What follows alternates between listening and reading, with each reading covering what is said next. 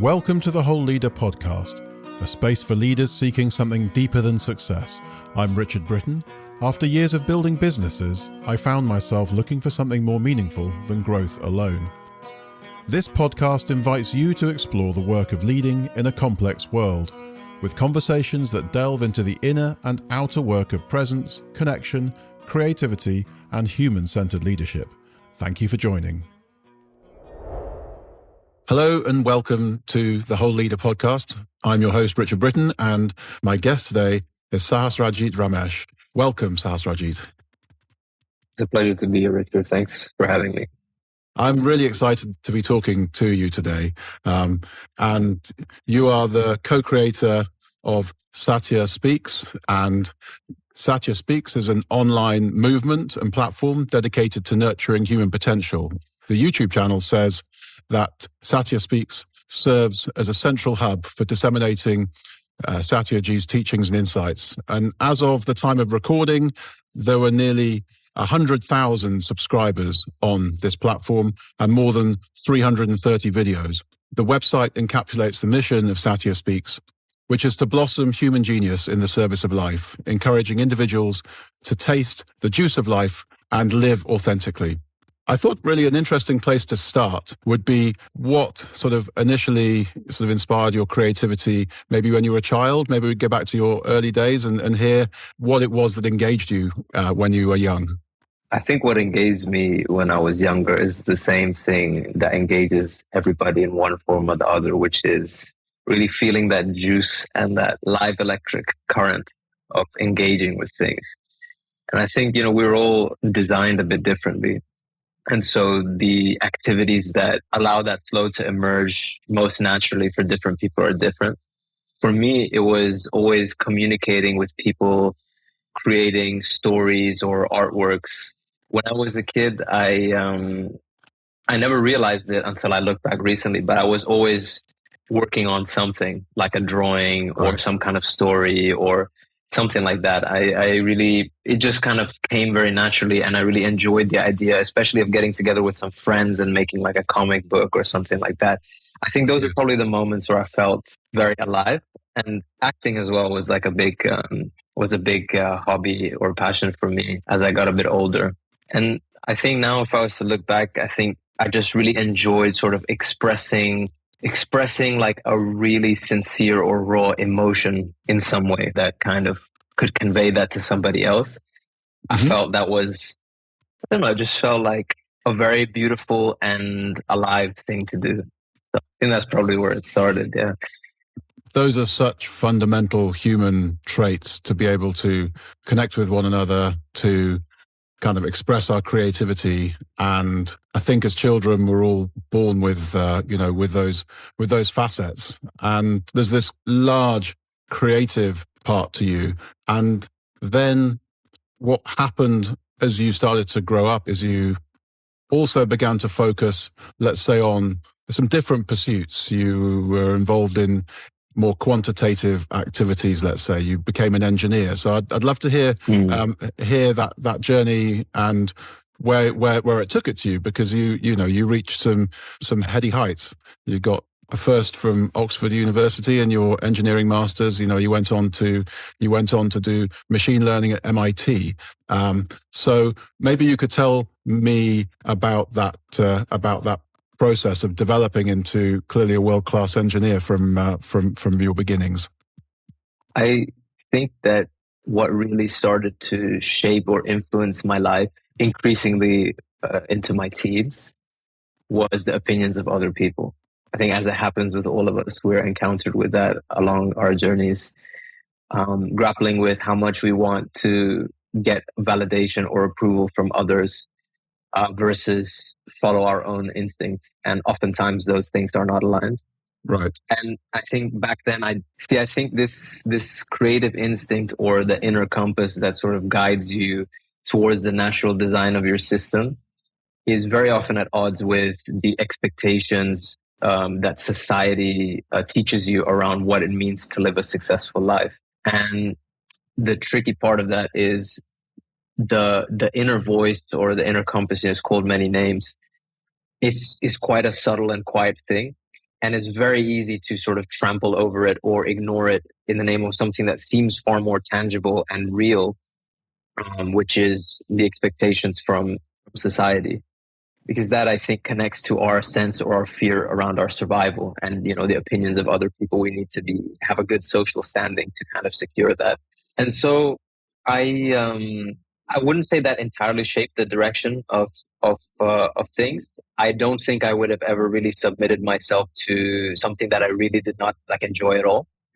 And I was very, I guess, you could say, lucky to enjoy many different subjects at school. So while the arts and especially acting was something that I was very passionate about, and in fact, when I was around, I remember when I was doing my GCSEs and I was going to pick my subjects for IBs, I really wanted to do drama. And at that point, when I was 15, I was like, I'm going to be an actor. That's what I want to do with my life. And my parents took me out. They said, no, please don't do this. So in a sense, I started to make more so-called responsible or so-called realistic decisions, and took a path that was more secure, which was more moving into physics and chemistry and science, which I did enjoy. I genuinely did really enjoy learning about these things. But throughout my academic career, what I sort of discovered is that, I really enjoyed learning and understanding, but it was actually always what stimulated me the most was when I was learning or understanding many different things. Mm-hmm. And I found myself, throughout my time at Oxford, as the course went on, became more specialized, and then trying research at MIT, it just felt like I was being squashed into a sort of specialization that they were just like, okay, now focus on this. Right. So it seemed like a very rational choice to make when you look at, I suppose, the expectations that the system we work in presents. It seemed like a rational choice to pursue a career that was going to take you into something like engineering. A kind of we've all heard that, haven't we? The kind of the safe choice. Pick something where you know there's going to be a great job at the end of it, and you did that. But you were finding all the while that as you narrowed your focus, which those fields will always do, that you were kind of looking for something broader. Definitely. It was not necessarily what I thought at the time, but just looking around at the people who had pursued those paths, or the mentor figures I had in those various spaces, be it research, academia, and then after MIT, then I started working in the energy sector as a consultant, making forecasts on the energy markets. So I wanted to understand more about climate change and the economics of renewables and all these kind of things. But in each of those spaces, I just kind of saw there was a sort of dullness that sort of crept in a lot of people, and a sort of things became very kind of routine and sort of repetitive. And that, I don't know, something in me just felt very suffocated in that. So I had to just leave. So that's an interesting insight, and it's one in the working world that we all get kind of drawn into those daily routines. And you're saying that in doing so, that was in some way lessening people's energy and engagement with what they were doing. That through the nature of the way that these businesses were set up, it was restricting them in some way, reducing their energy, and perhaps meaning that they weren't showing up with everything they had to offer.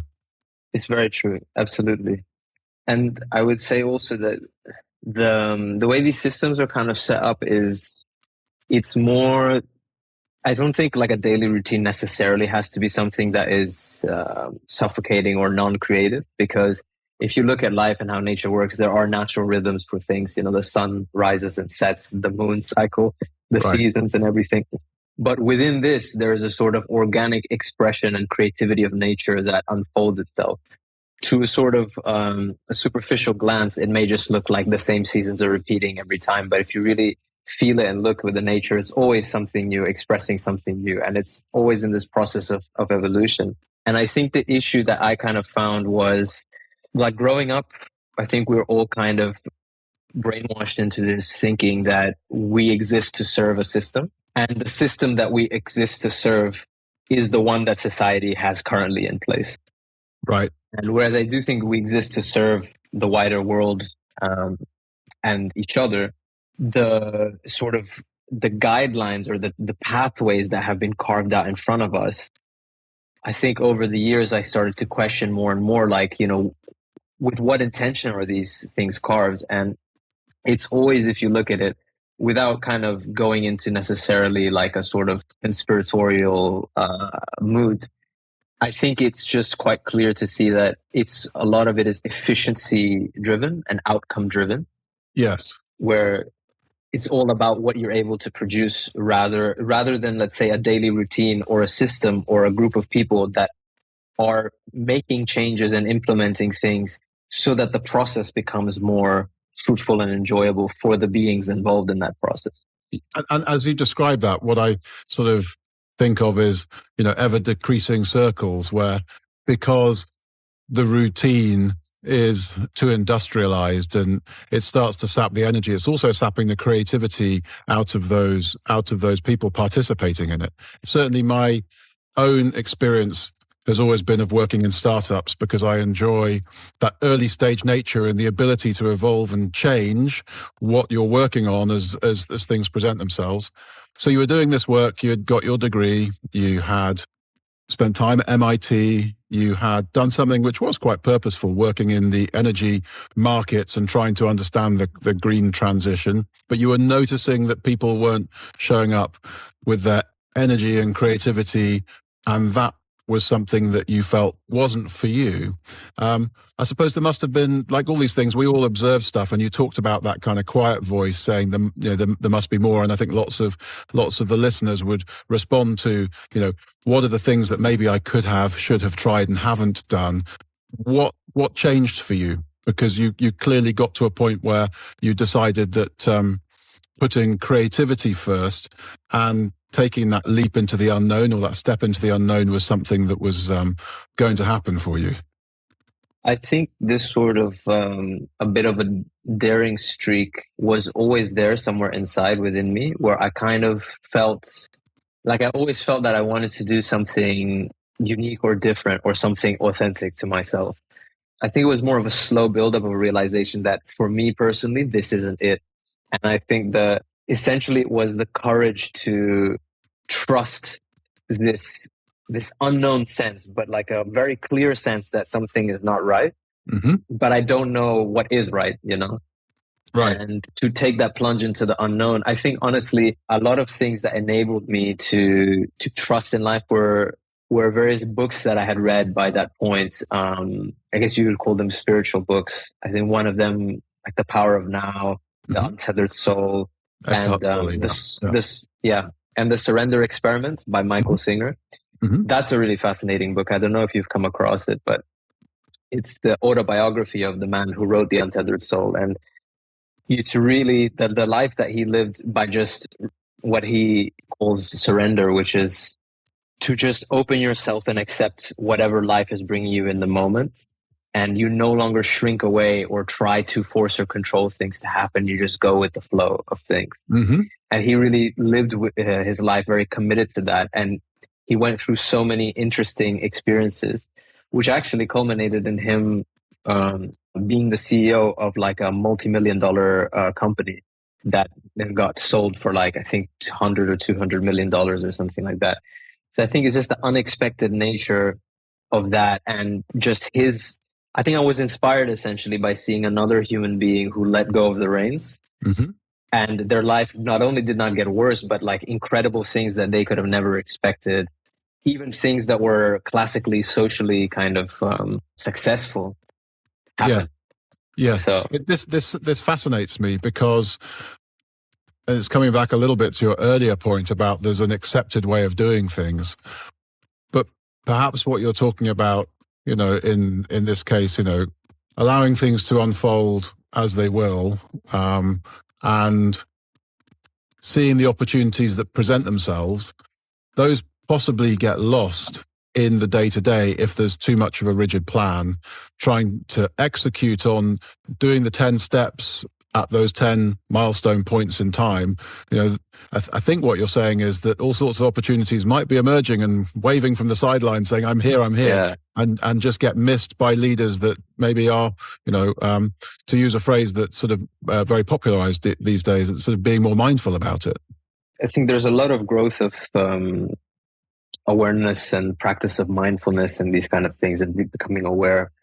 But one thing that we're doing at Satya Speaks is really developing a modern integrated science around not just how to cultivate awareness and enhance one's perception of things, but how to move with that awareness in action, understanding the fundamental laws and dynamics of organic activity. Mm-hmm. Because I think we've really lost touch with what an organic human being moves like responds to, how they behave, how they create. And because, human beings are not like other animals that we have such a fixed nature and pattern. We're malleable. We can sort of self-adapt and change things. But there are also certain rhythms and certain just realities about our system that I think the current culture around work really is very blind to. Is blind to because I think the question has not been asked, or the purpose of the economy is the products of the economy as opposed to the process of the economy. So the economy is set up. We are so comfortable with just taking for granted that the purpose of the economy is this sort of mechanical process where it's just about the output.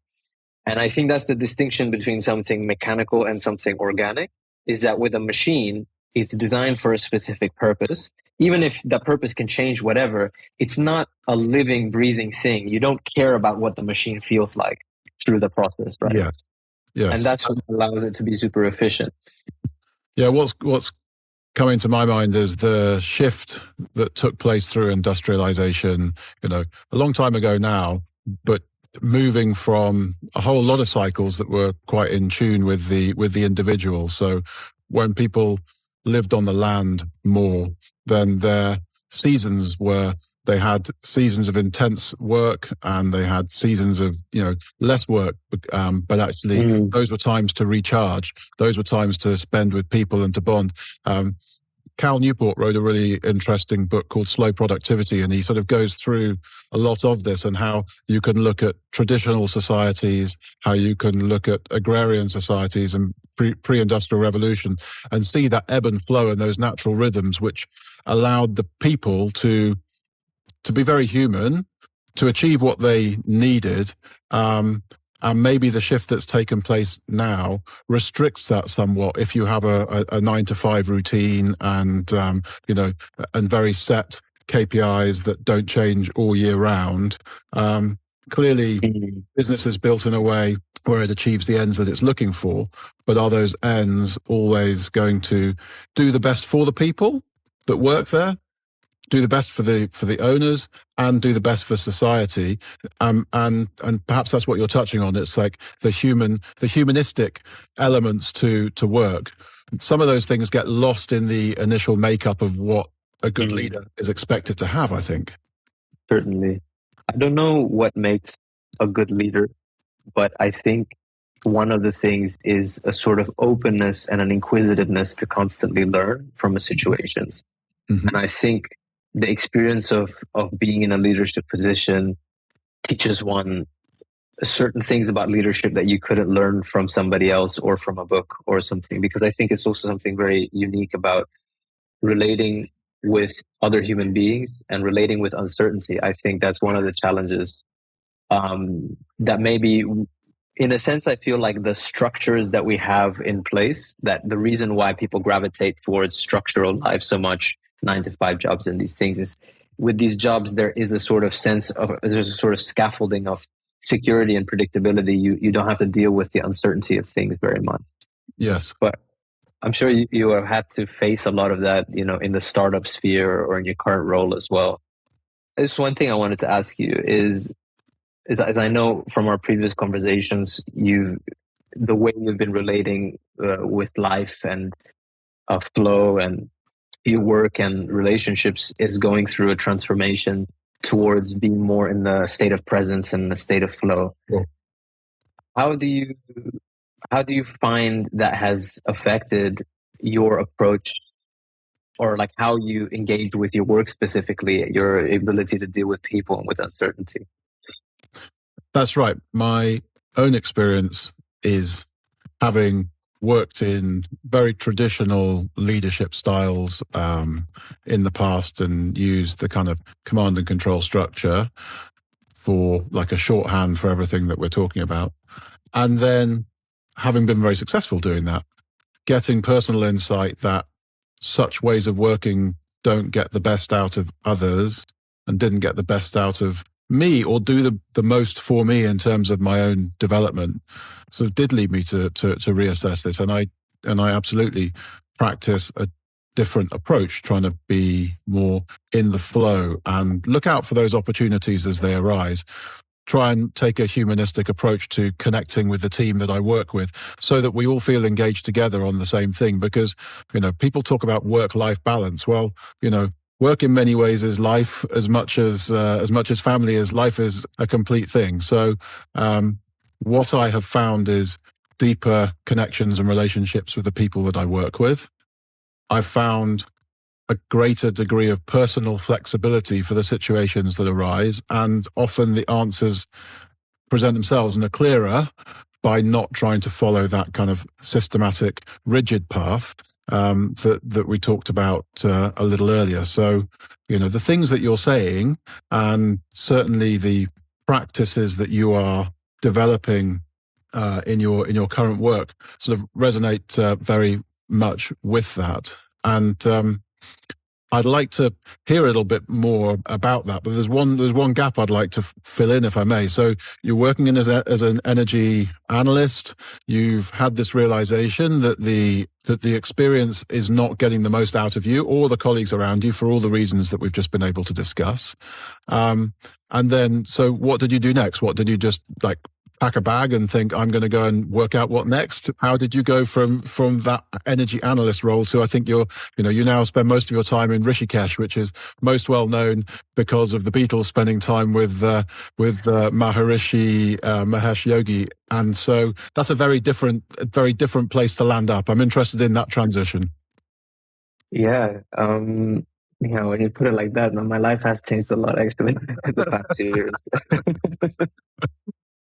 I remember it still very clearly, quitting that job, because it was the first case in my life where all my loved ones were very strongly cautioning me against leaving the job, even friends. And they understood that I was sort of frustrated and I wanted to explore different things. But they were like, well, just figure out what you want to do next, and then get it, line up another job, and then you can switch. So you kind of know that essentially they were looking out for me and trying to make sure I had something secure. But there was something inside me that just really wanted that insecurity. Like, I wanted to go into the unknown and see what happened. I wanted to take that leap of faith and just see where would life take me. I said, listen, I'm young now. I don't have responsibilities. I don't have anybody to look after or anything. Now is the time to roll the dice and see. And I'm very, very grateful I did that. I remember it was terrifying, because we get so sort of comfortable and dependent on our story about what's going to happen tomorrow. And when that suddenly disappears, it brings up a lot of stuff. But that in itself was the beginning, I think, of a really accelerated process of growth and letting go and learning to trust the universe and trust myself and just explore. So for 3 months, I'd moved to London to stay with a friend, and I was just exploring things in London. I was doing some sports. I was meeting a lot of new people, doing some poetry, just exploring, I guess, my own creativity and just sort of taking a break. And then I actually, at that point, I wanted to go to India because I had for a while been really feeling very drawn towards exploring, I guess you could call it spirituality, or probably a better term is a more meditative way of living, and just to go deeper within myself to find a sense of peace and a sense of completeness that was really my own and untouchable. And so but that summer, there was a very big wave of COVID in India, so I didn't go in the end. And so I stayed in London for a year, and I started doing some freelance consulting, which is where I was using my skills from my previous job.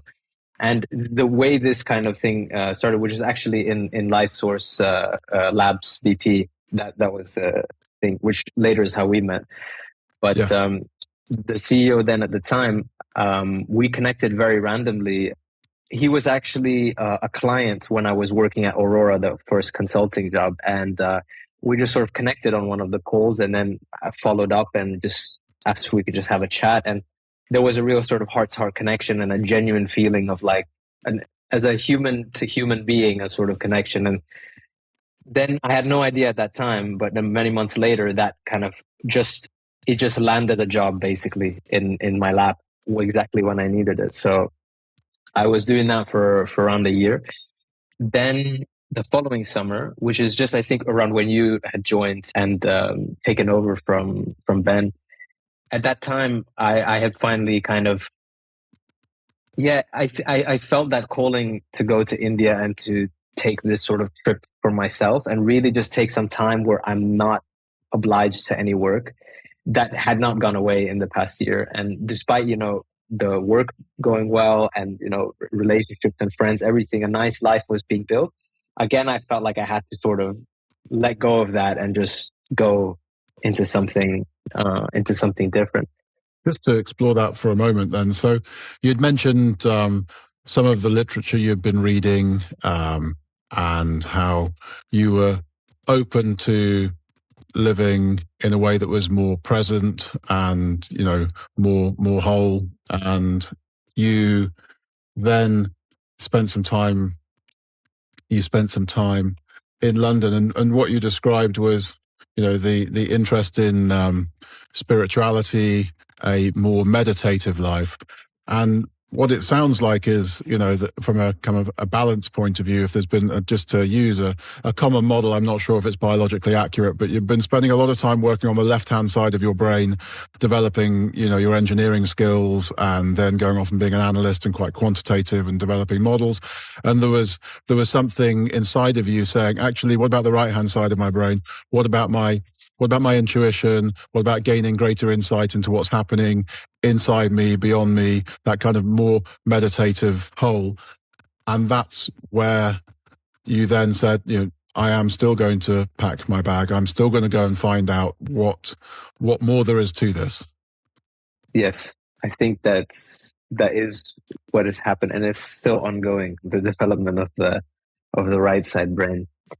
And on this note, actually, I think it's a very interesting lens through which to look at our world and our society. Is very, very left brain dominant, and in a sense, it glorifies the left brain, the sort of logical, defined thinking, outcome focused, very sort of calculating approach, and how that approach is the approach that you need for success. And right. Whereas the right side brain is much softer, more receptive, intuitive. The way I look at it is like if you ask the left side brain to draw a picture, it would draw you a bunch of squares. If you ask the right side brain to draw a picture, it would draw curves and smooth organic forms. Yes. And I think the problem with our society is not that the left-hand brain is like, we need to get rid of it or anything like that. But the problem is that it thinks it's the boss. It thinks that it's the one that has the ultimate say and it calls the shots. And the right-hand side of the brain is just a sort of sidekick or an enabler of its glorified projections of what it needs. Yeah. I'm not a psychologist, but I'd like to read around, and I can't remember who the book is by, but it's Thinking Fast, Thinking Slow. And this is about the kind of the S1 and S2 processing. So the left-hand side of our brain, which can be very quantitative and great at doing calculation, requires a lot of CPU, a lot of processing time to work things out for us, to give us like detailed answers. The intuitive part of our brain, which can think fast, but it works in patterns and it works in bigger ideas and framing concepts.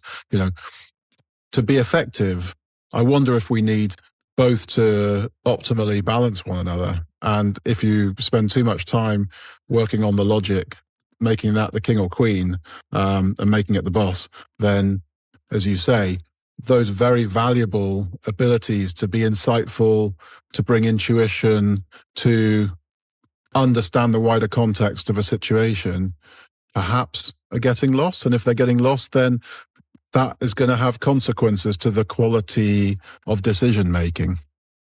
I cannot really say in terms of left hand or left brain and right brain, because that there ends the limits of my knowledge about this. But what I can say is, in the science of Tantra, which is developed in India, one extremely powerful framework to experientially understand within ourselves the relationship between, you can say, is the logical or the ego-driven mind and uh, the more, let's say, intuitive feminine energy. The mind is male and the body is female. So it doesn't matter what kind of body you have, but essentially the relationship between mind and body is like a relationship between male and female, archetypally speaking. And the issue right now is that the male mind is essentially completely taken control of our energy, of our body, which is really the source of our creativity. People think creativity is a sort of mental thing, but actually insightful ideas, fresh ideas that carry actually power and charge to drive change, they don't come from the logical processing of the mind, but they come from something deeper. And when you start to observe it more closely, you can feel is the energy that is residing in your body that can take many forms.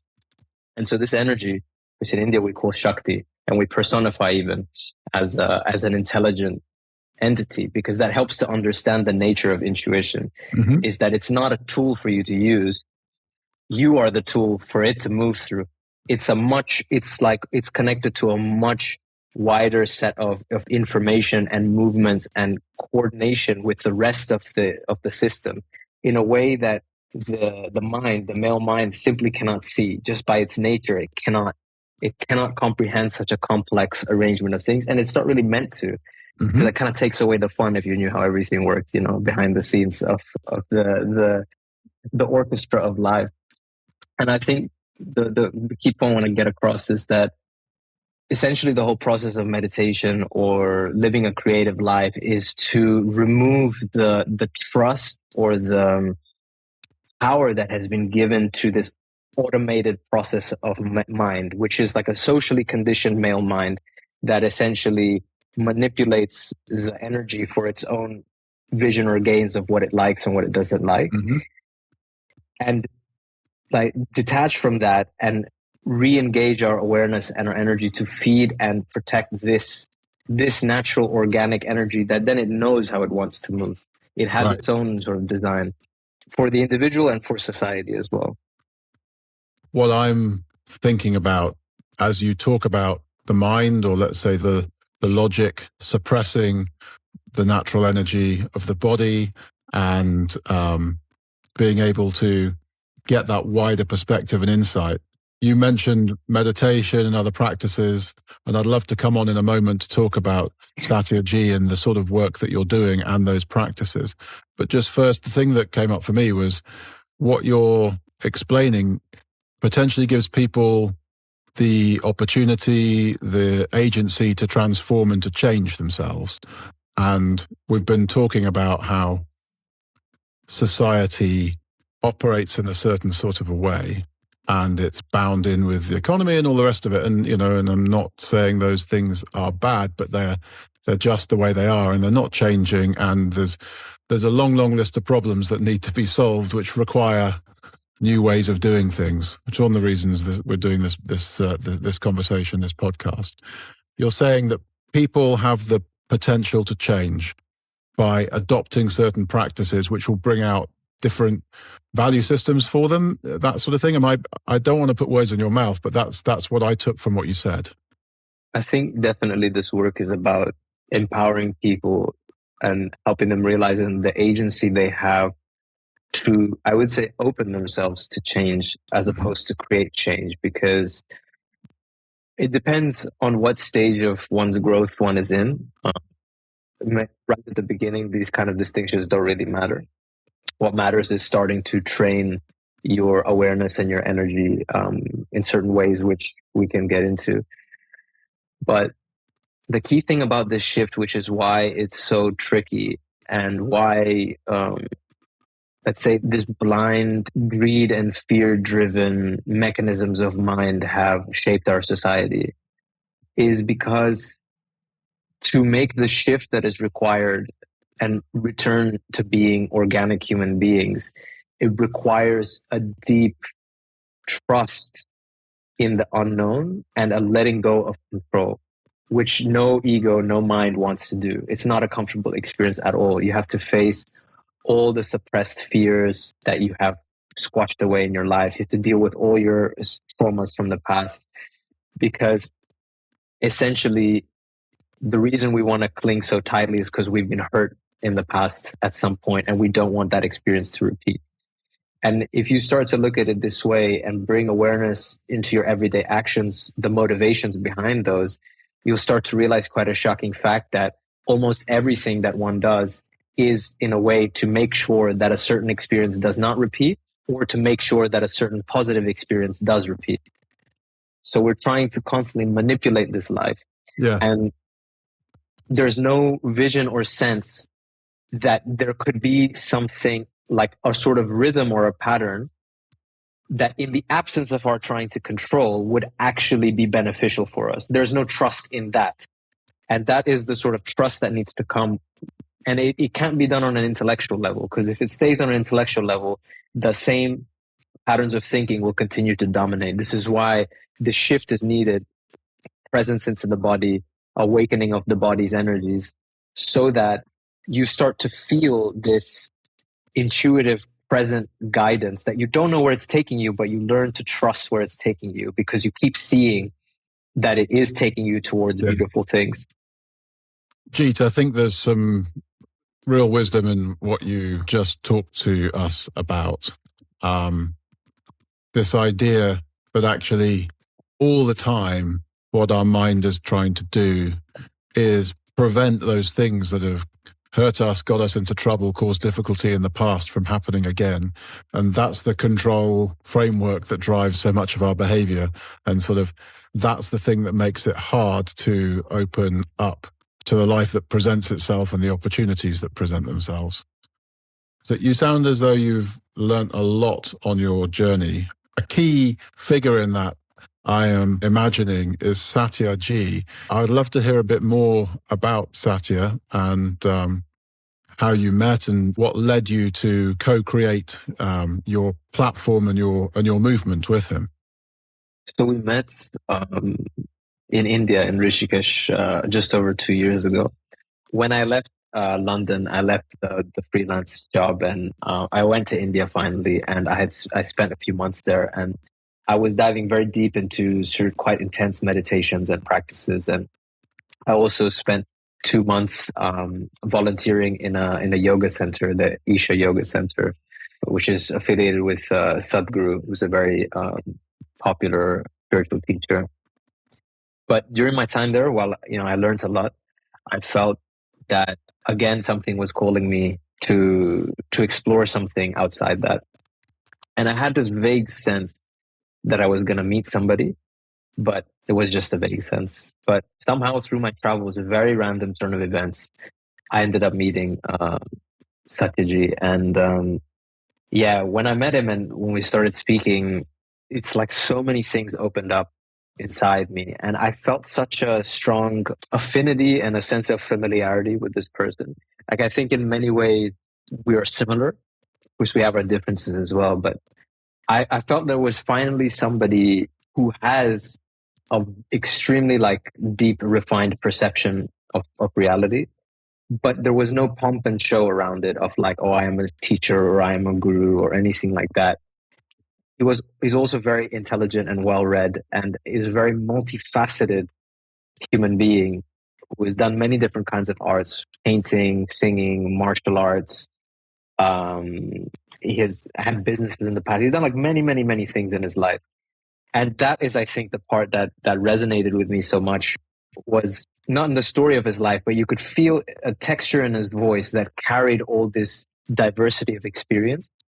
And so where he speaks with a very insightful clarity, but about issues that are very much in the mud and in the dirt, like everyday people, what they're going through, practical sort of things, where I think sometimes people, like certain spiritual teachings, the place where they're coming from, it's hard for people to apply them into their everyday Right. life. Teachings around, like, love everybody, compassionate, all these kind of things is from essentially beings that are, of course, have attained to a certain clarity, but because the lives that they lived may have been, in a very different society or culture that was in a way much simpler and cleaner than the one that we live in now. Yeah, I would say this. I don't say this about many people, but I really think he's a genius. Like, and he kind of reminded me of something within myself that I wanted to bring forth. This sort of the way that he lived his life of just following what seemed interesting to him. Mm-hmm. And I think that's a courage that artists have, that I found that I did not have that courage when I was younger, and I'm cultivating and I'm having that courage now to not live based on anybody else's expectations of me, but to follow my own creativity. And what I love the most is the essence of his message is that there is such a beautiful and juicy relationship to be had with life, that it's meditation is not just the sterile thing of awareness and clarity and presence and focus and getting your things done. But when you start to, if you were open yourself to the possibility and you dare to interact with life directly, it speaks back to you. And that is like the most magical thing, I think. So you connected, you realized that you were talking to a genius, and you were drawn to Satyaji. There must have been a moment when you both began to discuss the project, the movement that is Satya Speaks. And could you tell me about that?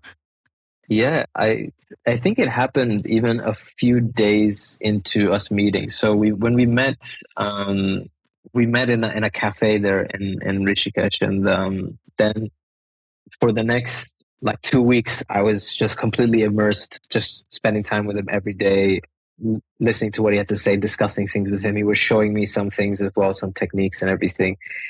And at that point, I was trying to understand what it is that I wanted to do with my life. For a while, I had thought I want to work in the space of helping people to wake up to their potential.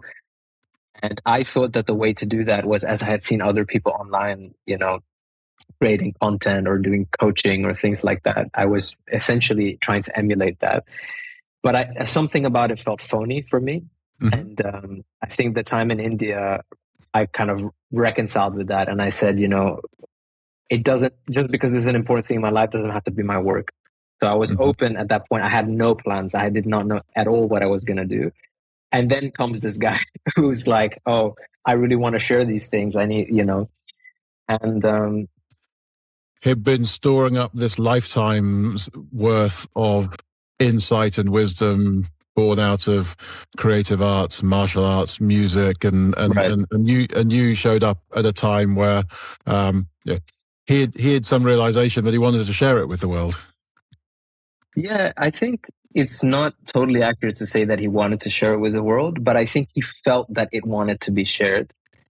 He never actually wanted to be a teacher, and in many ways he deplores it, the attention of people and all these things. But I've realized there was something, if I was to compare myself to him at that point, I think this is the difference that qualified him to teach people and did not qualify me to do that, which is that I wanted to be a teacher. I wanted to be in that position. And there was something in me, if I'm being totally honest, that it's out of a sense of ego to like prove something to myself that, yes, I have like, I'm good now, or I've like corrected my mistakes or something, some kind of redemption thing. But it was about me more than it was about others. Whereas he shares spontaneously as people come based on the needs of the people in front of him, but he does not have any ambition or plan to like do anything in particular.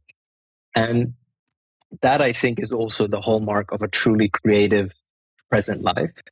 And this is the scary part that people I personally struggle with a lot in the past 2 years, letting go of this, But there's a security in ambition in having a plan. Like, this is the direction that I want my life to go, and I'm going to work towards that. Because your energies are engaged into something, you're like, okay. But when you really see the loop of this, that it's all out of some fear or some greed, and at the end, if you kind of subject yourself to this linear extrapolating sort of delusion that there's something to get out there, you are holding yourself away from the treasure you have inside. But once you start abiding in that presence, in that sense of fulfillment, you're no longer driven so much by ambition at all. So then it's much more based on what you feel the moment needs, because the moment is always communicating with you. Like, right now, what needs to be done, I'll do that. And like this, basically, he felt that there was a need for these things. And it was honestly more me than him at that point. That was because I felt the impact that the things had on me, and I knew that other people needed to hear it as well. So I kind of like poked him, and I was like, "We got to do this."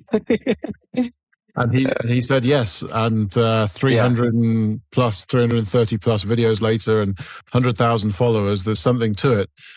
Just picking up on your point about allowing things to emerge more organically, following the kind of the path as it opens up without a particular ambition.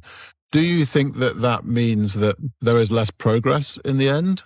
Or are you talking about a different type of progress? Because I see stats on your YouTube channel. I see you building out a course framework, and we should get into that in a little bit. I hear you tell the story of the chief executive who built the hugely successful company whilst allowing, whilst taking less control over what he was doing. So what you just described sound like maybe there would be no progress, no outcome, but I'm also not sure that that's what I'm hearing you actually say. So could we touch on that a little? Sure. I think it's a extremely key point, this one that you're addressing with this question, because we're under the impression that it's our mental projection and ambition that creates change and progress.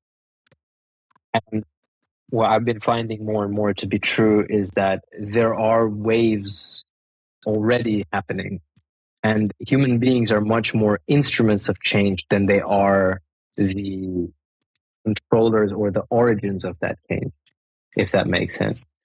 I don't think that it would be no progress under this kind of more present type of living, but the shape and the direction of the progress of an individual and the overall society, if everybody was to live in this way, would be radically different. Because as I mentioned before, like the left-hand brain with the logics, straight lines, projections, like it's going to be like this A to B, how do we get there? And it's very methodical, and it has its utility. But I think what people don't realize is that secretly, the real utility of why they engage with that type of thinking as often as they do and give it as much importance as they do is that its real utility is the sense of security that it gives you. It's actually an emotional coping mechanism. And rather than it is something that is aligned with the way reality works. What I found to be a helpful bridge for my own left brain to trust this more intuitive approach more.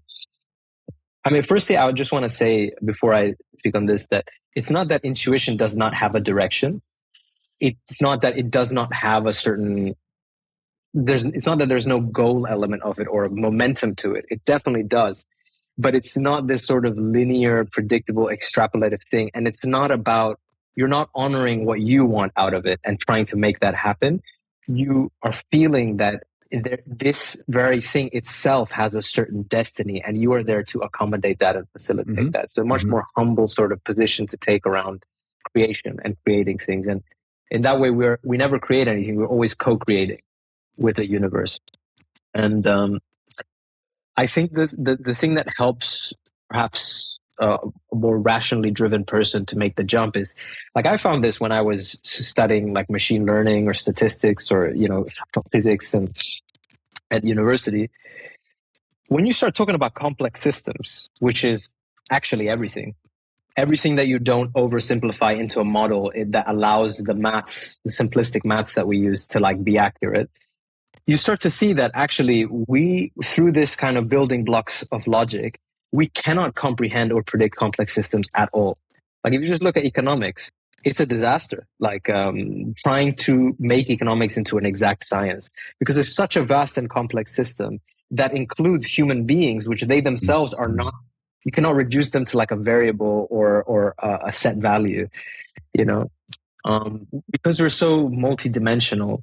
And life in itself and creation in itself and nature is so multidimensional. And there are so many interconnections across so many axes. If you could describe it mathematically, but our mind does not have sufficient complexity to be able to put that into a mental image that actually makes sense. We would grind to a halt. The combinations are just explosive and impossible to comprehend. So that's right. And so what you're saying is that there is some guidance behind that. And it's described lots of different ways by lots of different traditions, I would guess. But you're talking about some sort of consciousness sitting behind what's happening. Another way of saying it is that life is a being.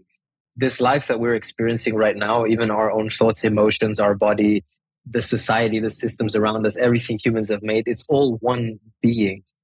And you can have a relationship with it. In fact, it's the most innocent and basic relationship that all of us are born with as children. It's so intimate that you don't even often feel it as something other than yourself.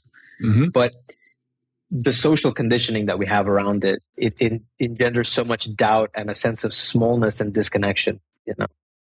So perhaps this is a good time, and I do know what you're talking about. Perhaps this is a good time to talk a little bit more about the work, about what you are co-creating, what Satya G is speaking about, and our listeners can get a greater appreciation of the sort of things that you're working on.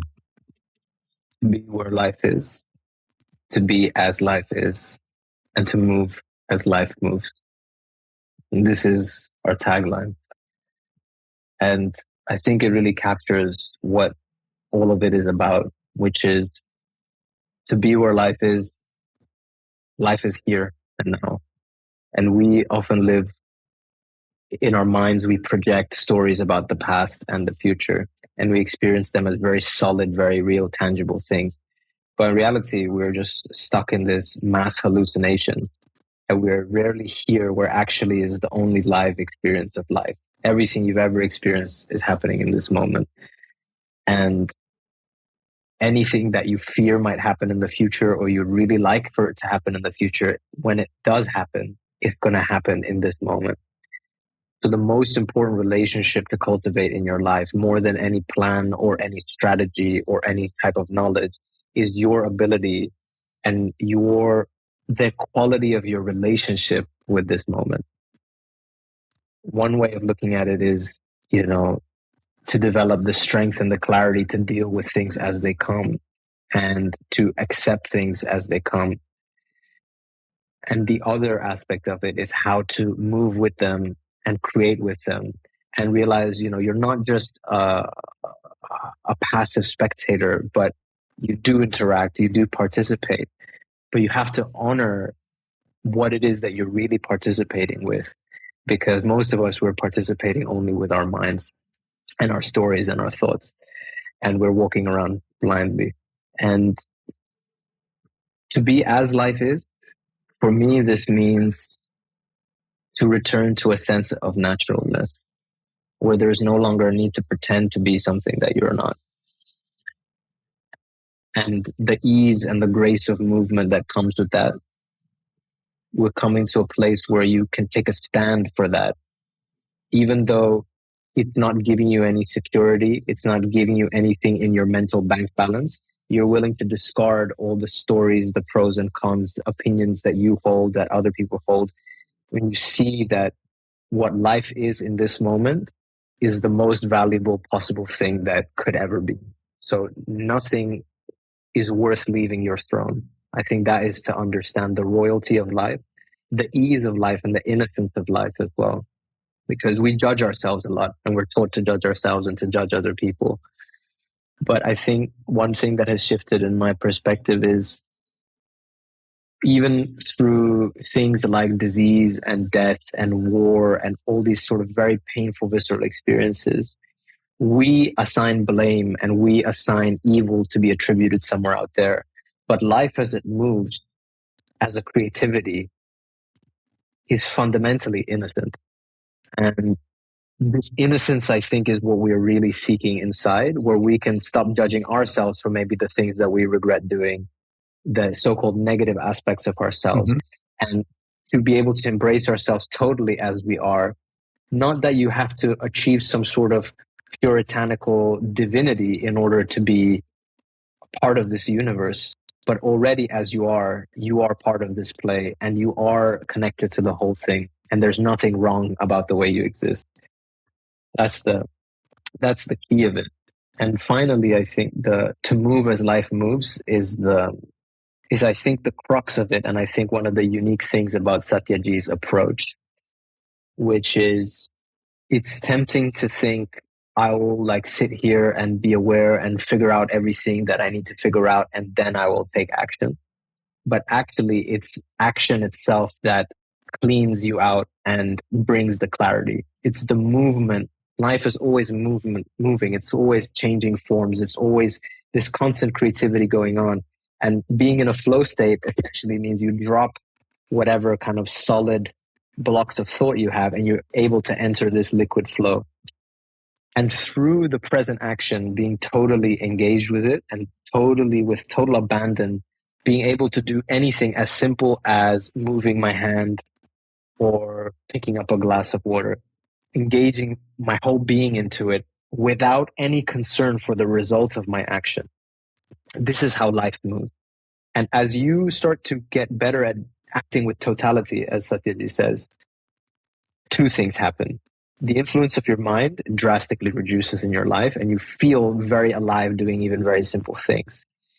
And the second thing is you start to understand the mind of life and the mind of this cosmos, as you're saying, this sort of innocence to it, because you realize that there is only this present action going on. There is nothing that ever was done in the past. There's nothing that's going to be done in the future. It's just one movement that is going on right now. And the kicker is that it's all one movement. You nodding your head right now, me nodding my head, is one movement happening in real time in this one reality. Like clouds are moving in the sky, insects are going around, people out there, somebody's yelling, somebody's laughing, somebody's crying, somebody's dying. It's all happening as one movement. And you start to get a visceral experience of that, not just as a nice imagination in the head, but you feel that as a reality. And then it's like a quantum shift of how you even feel and interact with life. Thank you, Sahasrajit. I enjoyed immensely hearing everything you just said, and there was a beauty to it. I wanted to let you finish because it was a very wise explanation of the big topic of the day that we're talking about. Maybe for our listeners, it would be a good point to talk about the way they can engage with your project, the things that you are offering, and really find out some of the specifics about what Satya Speaks involves, and indeed Human Studios, I think, is the latest iteration of this as well. Yes. So to anybody that is curious and wants to see what kind of wisdom we're sharing, there's the Instagram page, Satya Speaks, and the YouTube channel, Satya Speaks. And both of those go quite deep into various aspects of connecting with life and forming this more fulfilling and creative relationship with life. And for those that want to take some action and try out some of these practices that we've designed, you can look at our website, satyaspeaks.net /practices. And you'll see they're divided into 3 sections. And the first section is catharsis. So this is one thing that I learned from Satyaji, which I did not know before, was that we struggle with these very repressed, deeply repressed kind of emotions. Many times people are not even aware that they have these emotions stuck inside. And especially in modern times when we're crowded with so many informations and signals from other people, social media, and everything, it can really help to engage in a concentrated process of catharsis. So there are 3 methods on our website, each of which are slightly different. And these basically help you bring up these difficult emotions from your past. So warning is it's going to be an intense experience, but it's also a very fast and direct way of processing a lot of this surface level, unprocessed experience and emotion. And once your system is clear and your energy is flowing, now things like meditation or chanting or drawing meditations, creativity, music, you will see a sudden change in all of these things. Like there's so much more vitality, so much more richness to those experiences. And so many people who might try to go directly for the creativity or for the meditation without having done a body-based cathartic somatic release of certain experiences might not really feel the juice of those experiences for what they can give. So yeah, those are the places to connect. And actually, there is also the Telegram channel, Satya Speaks. So this is like the live space if you want to interact with Satyaji or want to be connected to live what he shares. We have curated this free channel there as well, and I recommend it. It's very, very powerful sharing that very uplifting and inspiring. So yeah. Thank you. That's excellent to hear about those resources and where we can get them. Do you want to touch on Human Studios as well, or not? Yeah, so Human Studios is right at the core of our community. We've recently launched this platform where essentially it's an online guided program with Satyaji and the team, going through a series of practices that it's like a foundation for your development as a being. And this is really for people who, you will have realized at this point that working on your own energy and your awareness is the most important thing that you want to do in your life. And this is sort of there to give people a bit of a structure and a guidance on how to do that in a direct, contemporary, and integrative way. So it's not like one specific tradition or path. Like one thing that Satyaji says that I really like is that, paths are made for humans. Humans are not made for paths. So if you have any experience, if any of the listeners going into like meditation or yoga or whatever, you'll find there are different schools of yoga, different schools of Buddhism, different schools of this and schools of that, and they all have a sort of philosophy that they're trying to propagate. And within that, sure, there is valid growth to be had.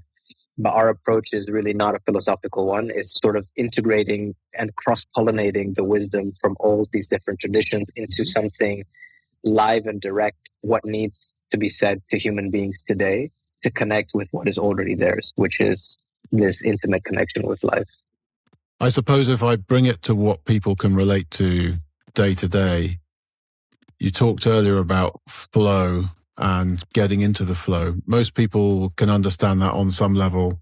I play music, so if I'm playing my guitar and I'm absorbed, time flies and I'm just present in what I'm doing. Or if I'm reading a good book, or if you play football, and you have the ball and you're running down the pitch with it, everything else goes away and you're participating in those moments. So hopefully everybody can understand that. And I suppose as you try and bring that thought into the work that we do as well, I like to think about business as an opportunity to bring that kind of flow, that progress in the optimal way every day to the work that we do together in a company. And I know you and I have done some of this work before. There's certain things that you can do to encourage mindfulness, though it's probably a misnomer to call it mindfulness. It's embodiment, and really bring about kind of it sounds like a science word, but an optimization to bring to life every moment to get the most out of it that you can bring, I think, as a leader to your work, and you're bringing something much more than a traditional logical view that we've been talking about. So there's some real beauty to that. I guess, do you have any thoughts on what I just said? Yes, I have a question, Yeah. which is, how do you see this working in a context like, let's say, work or in your organization, or just generally in the, let's say, in the mainstream world? Because the people that I work with, and it's been an honor to kind of guide and facilitate the growth of thousands of people over the past 2 years. But what we've found is that it really only works when one makes an individual decision, or has a willingness to shift their relationship with life. Mm-hmm. So, do you think that in the world of work right now, what could a leader do, for example, to start to encourage or allow a space for these kind of things to happen, if that is even the right approach? I read a fascinating book recently called Leader as Healer by Nicholas Gianni. And in that book, Nicholas talks about some of the topics we have discussed. He talked about the flow state, and how do you set the conditions for people to do their best work. And he talked about creating a better environment for human connection through not jumping straight into the task, but taking time to be still, to center, to connect with others. He talked about addressing as leaders the baggage that they carry. Very much like you were saying earlier, the decisions get made based on the things that have happened to us in the past, and trying to process that. He talked about mindfulness and meditation, and using techniques and practices that can bring us into the present moment. And then I think, it's the old adage of lead by example. If you try and create a space where you work in a certain way, where you're, maybe reducing some of the traditional natural tensions that are in a room, encouraging creativity, then the opportunity for these changes to happen and flourish is the foundations are there, the roots are there.